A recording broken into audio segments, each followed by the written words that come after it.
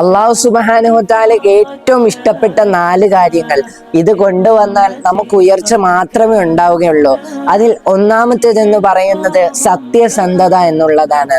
മഹാനായ പ്രവാചകൻ സല്ലല്ലാഹു അലൈഹി വസല്ലമ തങ്ങൾ ജീവിച്ചിരിക്കുന്ന കാലഘട്ടത്തിൽ നമുക്കറിയാം, റസൂൽ പ്രവാചകത്വം, അതായത് പ്രവാചകനാകുന്നത് മുമ്പ് തന്നെ റസൂലിന്റെ ആ നാട്ടിലുള്ള മക്കത്തുള്ള എല്ലാവരും പ്രവാചകനെ വിളിച്ചത് അൽ അമീൻ എന്നുള്ളൊരു നാമമായിരുന്നു. അതായത് സത്യസന്ധൻ എന്നുള്ളത്.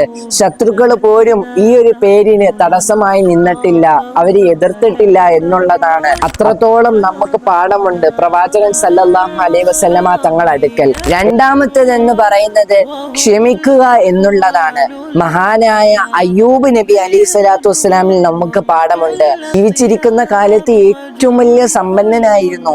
മക്കൾ വിധം എല്ലാം കൊണ്ടും, നല്ല സാമ്പത്തികമായിട്ടും എല്ലാം കൊണ്ടും ഉന്നത പദവിയിൽ നിന്നതായിരുന്നു അയ്യൂബ് നബി അലൈഹി സ്വലാത്തു വസ്സലാം. എന്നാൽ പെട്ടെന്ന് മക്കളെല്ലാം മരിക്കുകയും കൃഷിയിടം മൊത്തം നശിക്കുകയും വലിയൊരു രോഗം കൊണ്ട് അള്ളാഹു പരീക്ഷിപ്പിക്കപ്പെടുകയും ചെയ്തു. എന്നാൽ അവിടം കൊണ്ടൊന്നും തളർന്നില്ല. അയ്യൂബ് നബി അലൈഹി സ്വലാത്തു വസ്സലാം അതെല്ലാം ക്ഷമിക്കുകയും അള്ളാഹുവിൽ നിന്ന് കിട്ടിയ പരീക്ഷണമാണ് എന്ന് പറഞ്ഞ് അത് മുന്നോട്ട് കൊണ്ടുപോവുകയും ചെയ്തു. എന്നാൽ ചരിത്രം നമുക്ക് പഠിപ്പിക്കുന്നത് സ്വന്തം മുടി വരെ വിറ്റു അയ്യൂബ് നബി അലൈഹി സ്വലാത്തു വസ്സലാം ജീവിച്ചിരുന്നു എന്ന് ചരിത്രം നമുക്ക് പഠിപ്പിക്കുന്നുണ്ട്. എന്നാൽ അവസാനം അള്ളാഹു കുളിക്കുന്ന ഒരു സ്ഥലത്ത് വെച്ച് അള്ളാഹുവിന്റെ കൽപ്പന പ്രകാരം കാല് തറയിലടിക്കാൻ കൽപ്പിക്കുകയും അവിടെ നിന്ന് വെള്ളം പൊട്ടി വരുന്ന ഒരു ചരിത്രം നമുക്ക് പാഠമുണ്ട്. മൂന്നാമത്തേത് തൗബയാണ്. അതിൽ നമുക്ക് യൂനുസ് നബി അലൈഹി സ്വലാത്തു വസ്സലാമിൽ പാഠമുണ്ട്.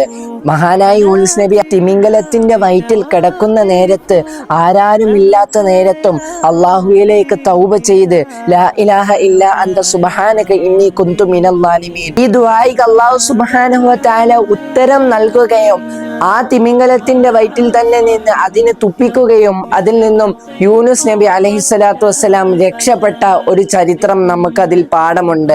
എത്രയൊക്കെ പ്രതിസന്ധികളും വിഷമങ്ങളും വന്നാലും അള്ളാഹുവിലേക്ക് തൗബ ചെയ്യുമ്പോൾ അള്ളാഹു നമുക്ക് ഉറപ്പായിട്ടും അത് പുറത്തു തന്ന് നമുക്ക് അതിൽ ഉത്തരം നൽകുകയും ചെയ്യും. അള്ളാഹു എന്ന് പറയുന്നത് ഗഫൂറുർ റഹീമാണ്. അള്ളാഹു പൊറുക്കുന്നതിൽ ഏറ്റവും ഉന്നതനാണ്. എന്നാൽ നാലാമത്തേത് നമുക്കൊക്കെ പാഠമുള്ള ഏറ്റവും ഇമ്പോർട്ടന്റ് ഉള്ള കാര്യമാണ്, അതായത് പ്രതികാരം എന്നുള്ളത്. അതിൽ നമുക്ക് പാഠമുള്ളത് മഹാനായ യൂസുഫ് നബി അലൈഹി സ്വലാത്തു വസ്സലാമാണ്. ജീവിച്ചിരിക്കുന്ന കാലത്ത് ചെറുപ്രായത്തിൽ തന്നെ തന്റെ സഹോദരങ്ങൾ പിതാവിൽ നിന്നും ആ യൂസുഫ് നബി അലൈഹി സ്വലാത്തു വസ്സലാമിനെ എടുത്തുകൊണ്ട് കിണറ്റിൽ ഇടുകയും ആ കിണറ്റിൽ നിന്നും മറ്റു ആൾക്കാർ എടുക്കുകയും മറുനാട്ടിലേക്ക് മഹാനായ യൂസുഫ് അലൈഹി സ്വലാത്തു വസ്സലാം പോവുകയും ചെയ്തു. എന്നാൽ അവിടം കൊണ്ടൊന്നും തീർന്നില്ല. ഒരുപാട് ചരിത്രങ്ങൾ കുറിച്ച് ആ രാജ്യത്തിന്റെ അടക്കി ഭരിക്കുന്ന ഒരു രാജാവായിട്ട് മാറി.